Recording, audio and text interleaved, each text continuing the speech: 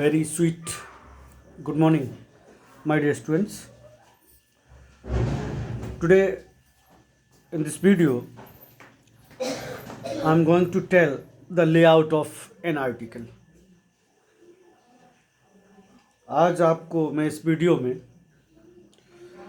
Article का layout बताऊंगा, it's contents, it's format, it's layout, and would make you understand how to write an article. Okay?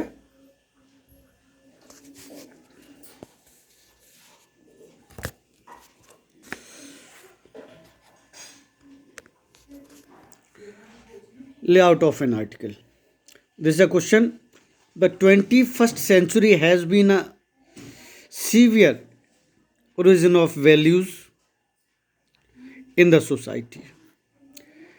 Experts and educationalists stress on value-based education as the need of the hour. आज 21वीं शताब्दी में जो values की गिरावट आई है, जो हमारे समाज में, वो चिंता का विषय है। एक्सपर्ट्स और शिक्षाविद का कहना है कि आज समय की ये मांग है वैल्यू बेस्ड एजुकेशन की। Value based education should be provided to students. Write an article in about 150-200 words on the need for value based education. Okay, ये आपका क्वेश्चन है और मैं पूरा लेआउट, पूरा इसका फॉर्मेट आपको बताऊंगा इस वीडियो में। Okay, now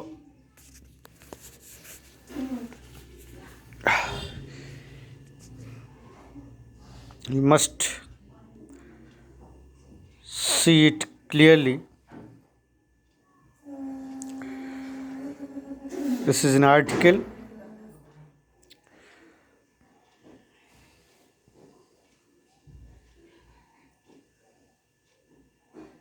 Each and everything is described in this article. How to write it, how to understand it well. Okay?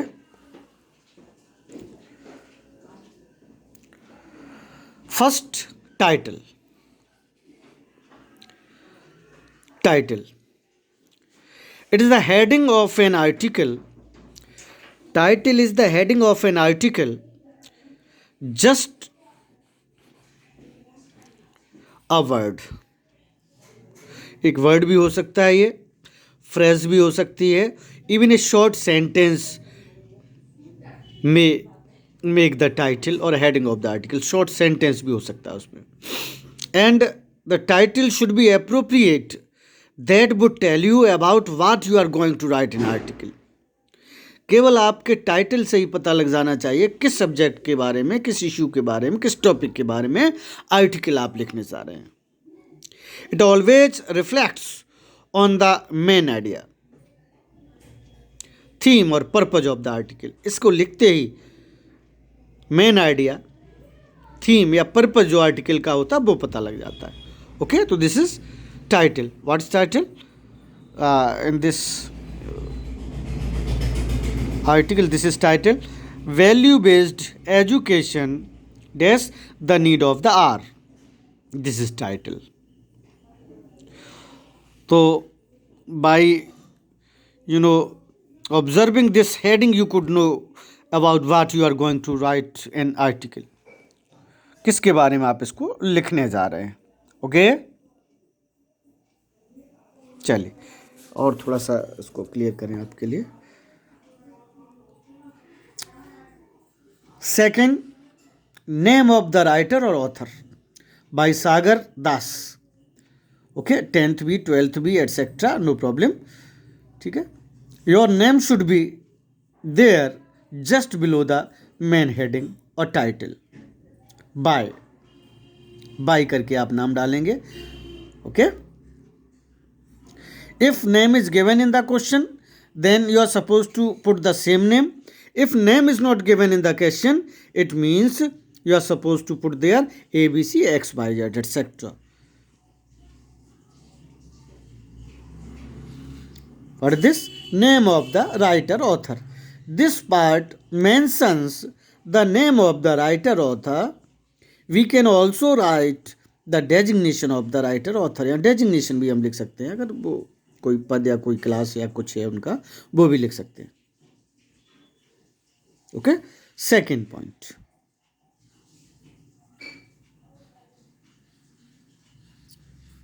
ये आपका सेकेंड हो गया, name of the writer author. Third, introduction. In first paragraph, in the first paragraph you are supposed to give the introduction of the topic. देखिए, it opens the article and should be catching to attract the attention of the readers. इसको पढ़ के readers का attention जाए, introduction देंगे उसके बारे में, तभी रीडर आगे पढ़ेगा उसको.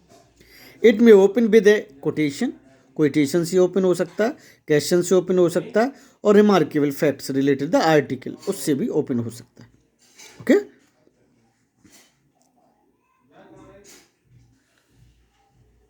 इंट्रोडक्शन. थर्ड आपका introduction, first para of the article. Next, development of thought, subject, topic. Now in second para, in the body, large body of the article, you are supposed to develop your thought, your subject or topic that's given. इसमें पूरा आप उसको जो है develop करेंगे, explain करेंगे, describe करेंगे. Okay. In this part, all major facts and supporting ideas are expressed. सभी फैक्ट्स जो आइडियाज हैं एक्सप्रेस किए जाएंगे यहाँ पर with the help of examples and evidences. With the help of examples and evidences और एग्जाम्पल्स की मदद से. Such facts ideas are generally explained in 2 और 3 पैराग्राफ्स. ये आइडियाज आपके 2 और 3 पैरा में भी हो सकते हैं. पूरा एक्सप्लेनेशन जो आपका टॉपिक का होगा वो इसी में, फोर्थ जो आपका मैंने पॉइंट बताया उसमें ही होगा. Each paragraph should explain a particular idea. Okay. अभी आप देखिए, इस पैरा में इन्होंने क्या किया है, 1, 2 और 3 और 2 पैरा, 2 पैरा में इसमें एक्सप्लेन उन्होंने किया इसको. तो 2 और 3 पैराग्राफ आप इसमें लिख सकते हैं. ओके. जिसमें टॉपिक को एक्सप्लेन करेंगे. Now after explaining the paragraph, you are supposed to sum it up. Summing up, the main ideas expressed in the above paragraph are summed up with personal comment or suggestions. यहाँ आप suggestions देंगे, personal comments दे सकते हैं, यहाँ आप उसके consequences भी बता सकते हैं, यहाँ आप remedies भी बता सकते हैं, यहाँ आप ये भी बता सकते हैं which type of actions, which type of step should be taken to eradicate the problem given in this article. ये आप यहाँ पर बता सकते हैं. नेक्स्ट, फिफ्थ जो आपका पॉइंट मैंने बताया, समिंग अप. ओके.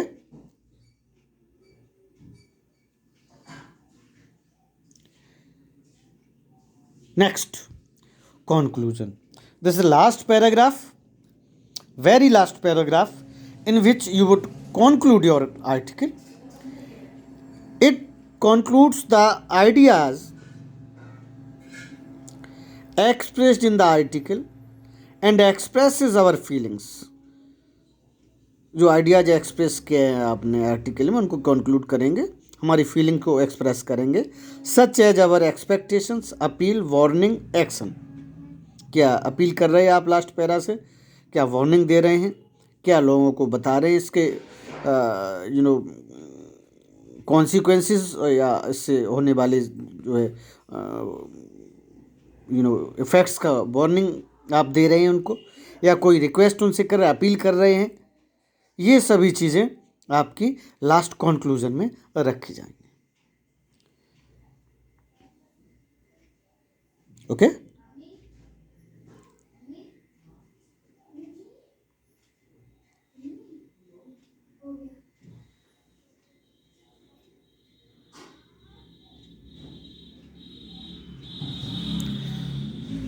नाउ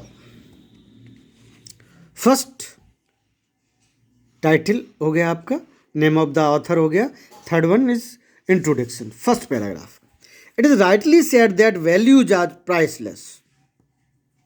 जो वैल्यूज होती हैं वो प्राइसलेस होती हैं,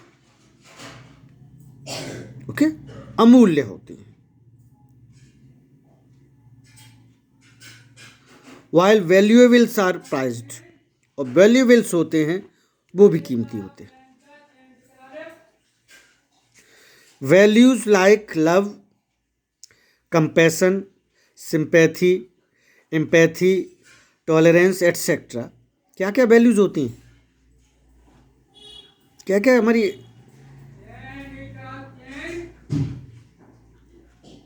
वैल्यूज हैं?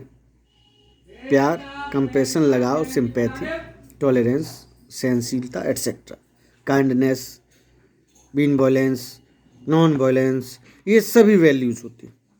ले the foundation for value like honesty, discipline, punctuality and loyalty, ये भी हमारी वैल्यूज हैं।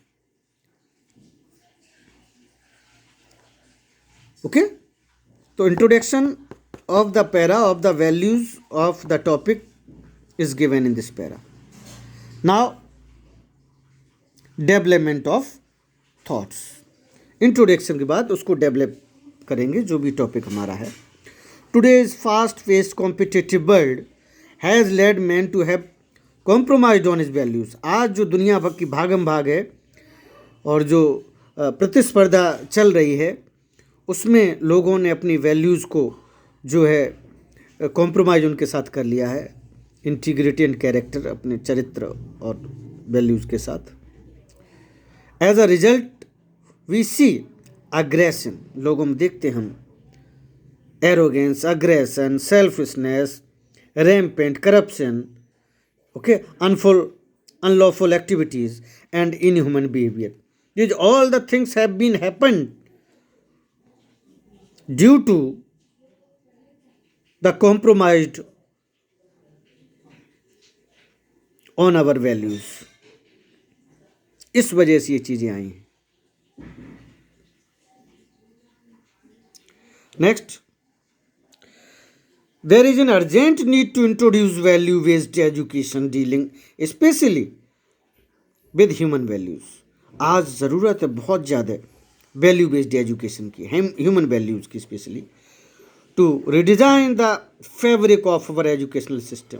जो हमारा एजुकेशन सिस्टम चल रहा है उसको रीडिज़ाइन करने की ज़रूरत है. Value based education should be provided. Without values we are not human beings. Without values, we are not called civilized. Without values, we are not better than the animals. So, to prove that we are human beings, we must have values. Childhood is the right time and age to impart value education. Childhood में ये value education दी जाए तो कहते हैं कि इस बचपन में सीखने की बहुत बड़ी जो है इच्छा शक्ति होती है और फिर वो इनकलकेट हो जाती हैं बच्चे में वैल्यूज़ और वो उनको जीवन भर थ्रू आउट हिज और हर लाइफ ही और she follows the rules of the values, उनको फॉलो करते हैं. So that the right impressions formed in the child's mind guide him throughout his life. दिया है देखिए, ताकि जो बच्चे के दिमाग में वैल्यूज़ का इम्प्रेशन जो पड़ जाता है वो ज़िंदगी भर उसको फॉलो करता है, अच्छा सिटीजन बनता है. School is the interactive and learning environment. सबसे ज़्यादा इंटरेक्टिव और लर्निंग इन्वायरमेंट स्कूल में मिलता है. Where the human values can be easily evoked in a child by making him और एक्सपीरियंस. जहाँ ह्यूमन वैल्यूज़ बच्चे में आसानी से डाली जा सकती हैं. एंड लिव द वैल्यूज़, कैसे बताया जा सकता है वैल्यूज़ को उनके अंदर समाहित कर सकते हैं. This can be done through workshops.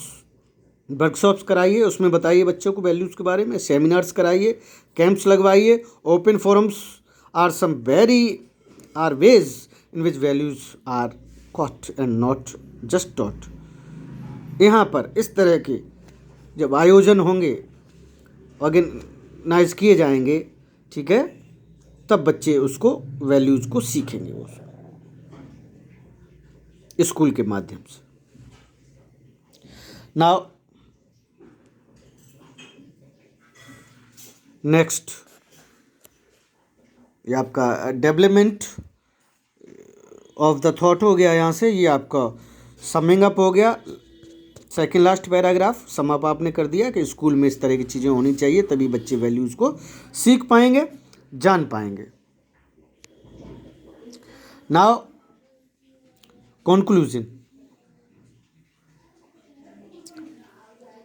it concludes the ideas expressed in the article and the expresses of feelings such as our expectations, appeal, warning, action needed, as I have told already.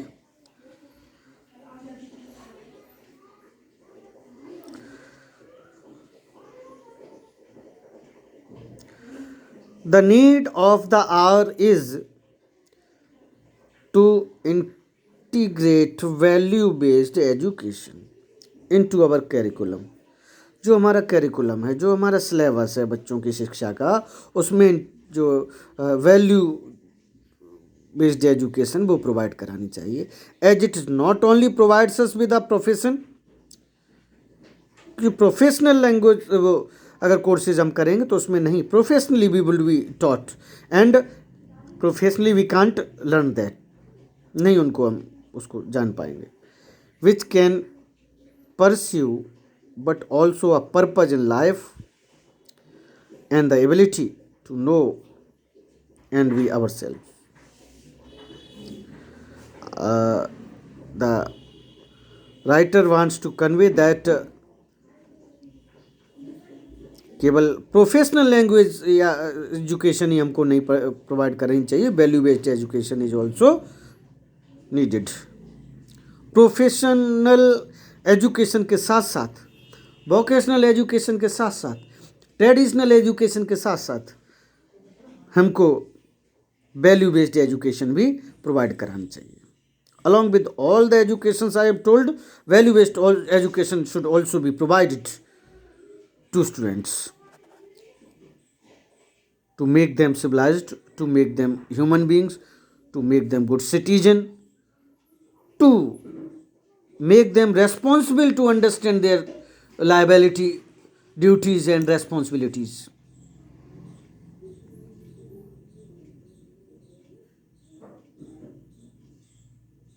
Okay, very important topic it is, very important topic. If you would go through the entire article and these all the points I suggested you, I explained and taught you, then you would be able to write a very effective article and will get good marks in the examinations.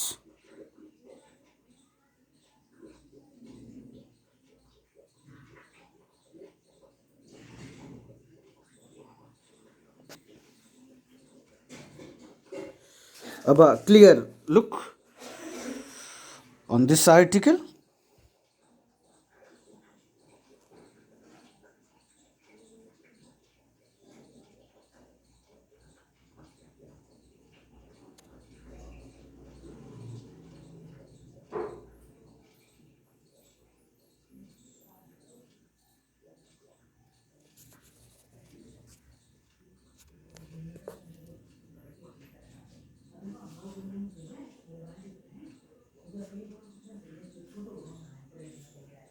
Okay, now you are supposed to write this article in your English notebook. These all the points should be written there by you, and after completing this article you are supposed to send its pic to me on my personal WhatsApp number so that I could check it. इस article को करने के बाद, after completing this article, you are supposed to send its pic on my personal WhatsApp number so that I could check your work. Okay? This is your home assignment, my dear students. ये आपका home assignment है, ये आपका homework है जो मैं आपको दे रहा हूँ. Okay, thank you, God bless you, thanks a lot my dear students.